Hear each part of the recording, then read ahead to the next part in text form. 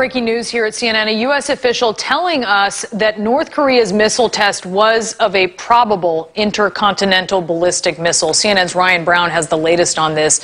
What are officials telling you, Ryan? Well, we're starting to hear that the initial assessment that the missile was an intermediate range ballistic missile was not correct, and they have since revised the assessment and now deemed with high confidence that it was a probable ICBM capable of traveling a significant distance further. One other thing that was noted was that this missile actually had two stages, and so basically the initial missile was launched, and then a second booster fired, propelling the missile even further for another about 30 seconds, we're told. This is a significant technological capability that North Korea hasn't demonstrated in previous intermediate range missile tests in the past. So this is something that's kind of played into this revised assessment that U.S. officials are making. They've been meeting today, we're told, security officials from across the government to assess this most recent North Korean missile launch. And part of that assessment now is this new determination that they have high confidence that this was, in fact, a test of an ICBM.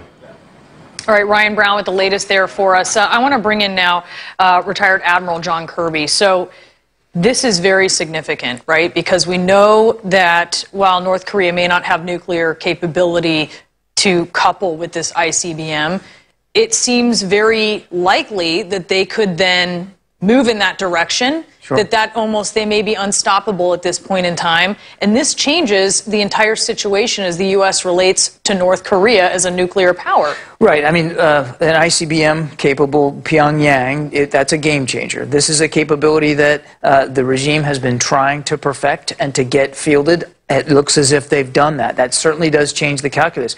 It also limits the kinds of options that the administration has going forward. It's not like we didn't see this coming. I mean, this has been a long time in development, but now it does more sharpen the kinds of options that the United States can take in concert with the international community.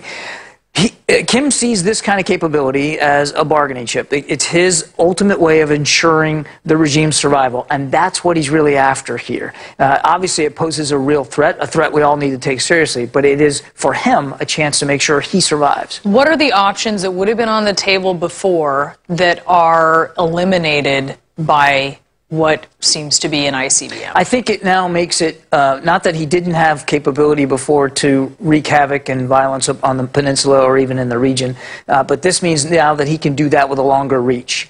And so the calculations, the costs of military intervention of a kinetic sort, open combat, that now has graver potential consequences. So it limits, I think, a little bit. Not that anybody was ever, I think, seriously thinking about a new war on the peninsula, but certainly that this makes it that much more dangerous to do it. So, Ryan Brown, if we're hearing now from sources that this is a probable ICBM, is there another step where they're going to say definitively, yes, this was one? There's a potential where they released that assessment in the past. The United States military, when missiles have been launched, if they miscategorize the initial launch, they'll release kind of a revised assessment publicly. They have done that in the past. There is precedent for this. But as you mentioned, again, military not making any comment on whether or not this kind of missile could be fitted with a warhead, of a nuclear warhead, perhaps. That would be another technological leap way beyond what we've seen. But again, this is the constant testing. The frequency of the test has gone up a lot in the last year, and this is just another example of advancement of the North Korean technological capability. And all of this happening on the 4th of July, no mistake there, and all of this happening as President Trump looks towards very important meetings at the G20 summit in Germany. John Kirby, Ryan Brown, thank you so much. That is it for me. I'm going to be back at 5 Eastern.